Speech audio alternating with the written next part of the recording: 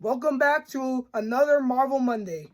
I'm Jordan Harris, and now we're on phase 2 of the Marvel Infinity Saga. And phase 1 ended with the Avengers fighting Loki in the first Avengers movie. So now we're getting into the aftermath of the Avengers and their personal lives. So now we're going to review not so good of a movie, and that is Iron Man 3. Again with the sequels. But before we get into that, I would love to give a shout out to Disney Plus. That's right, we have Hamilton, the musical. It's now streaming on Disney Plus.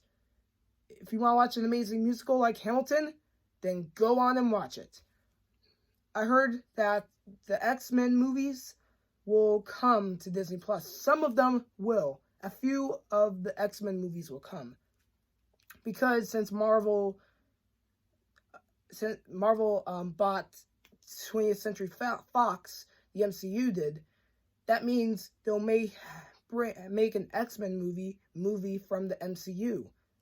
So anyway, just go on your calendars and get ready for your future movies and shows on Disney Plus. And again, watch Hamilton. I saw it a few days ago, and it was phenomenal. So go and enjoy the musical on Disney Plus.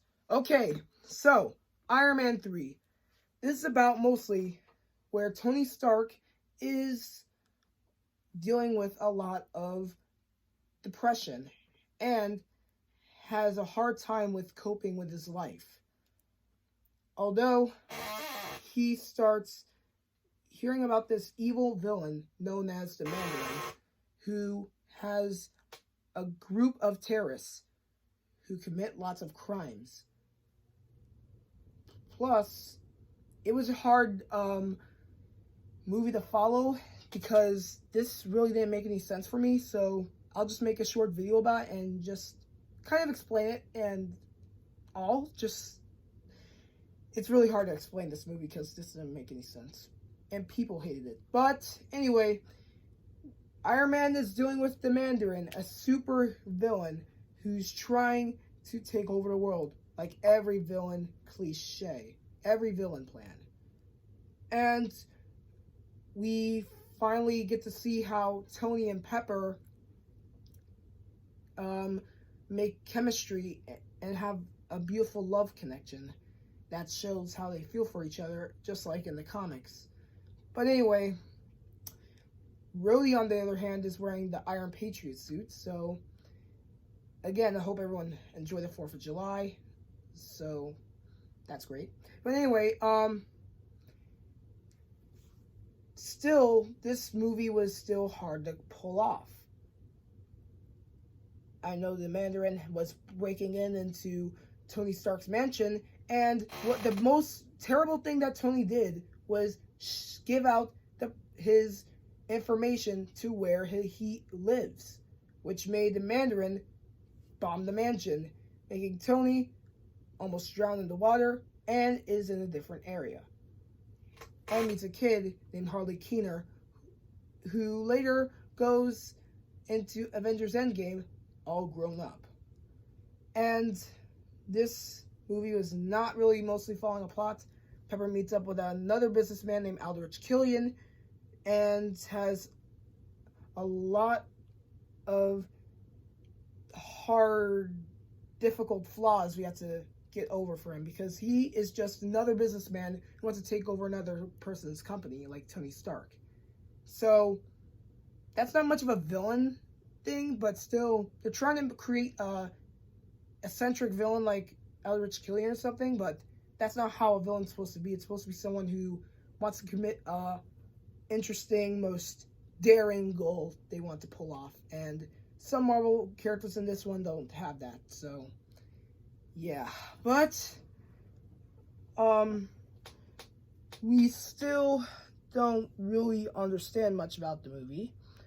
But I remember during the end, we got to see Iron Man get into all these suits and start going around and defeating Eldritch Killian and his army. And the most sad part was I thought Pepper Potts was going to die when she fell in the fire, but then she absorbed the radiation of fire, just like Eldritch Killian had. And Eldritch Killian was yelling, saying he was the Mandarin, and I was like, who is the Mandarin?